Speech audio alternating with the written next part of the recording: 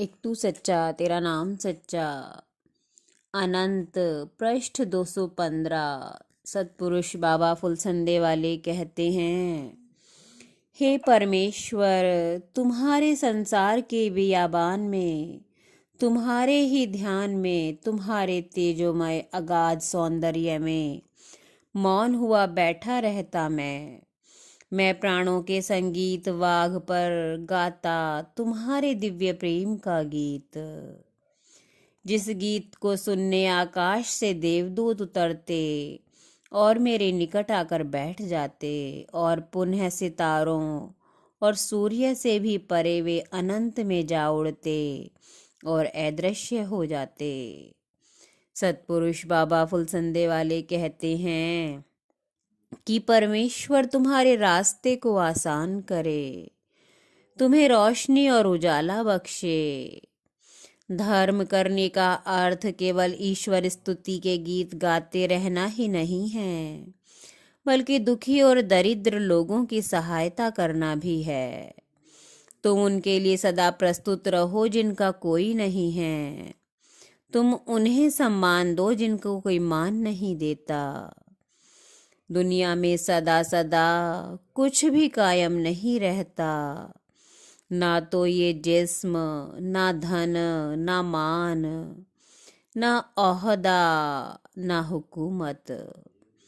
बूंद बूंद करके जैसे घड़ा भरता है, ऐसे ही इस आत्मा में धर्म का और परमेश्वर के सच्चे सुमरन का बूंद बूंद प्रकाश इकट्ठा करो। यही अमृत है। यही सबसे बड़ा और महत्वपूर्ण पुरुषार्थ यानी काम है।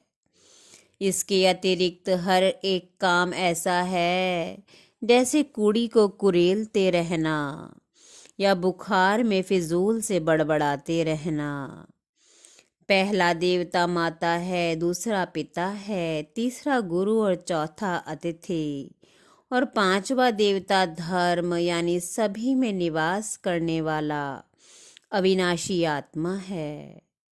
इन पांचों देवताओं का जो भी तिरस्कार या अपमान करता है, वह अपना ही नाश करता है, और जो दान नहीं करता वह भाग्यहीन बना रहता है।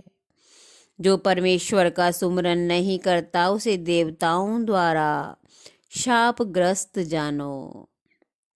जो मनुष्य देह पाकर भी भव से तरने का उपाय न करे, उससे बढ़कर और कोई महामूर्ख नहीं हो सकता। जिस तरह से लोगों की प्रवृत्ति संसार और स्वार्थ में है, ऐसी अनुरक्ति सत्पुरुषों के सत्संग और परमेश्वर की आराधना में नहीं।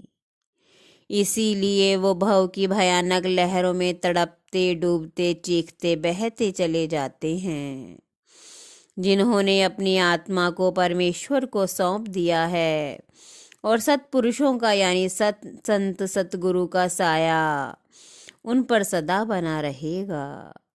हे पवित्र आत्माओं, तुम चिंता मत करो। ऊंची चोटी की श्वेत बर्फ पर परमेश्वर के महल में चमकते आलोक तक मैं तुम्हारा हाथ पकड़कर वहां तक पहुंचा दूंगा। एक तू सच्चा तेरा नाम सच्चा।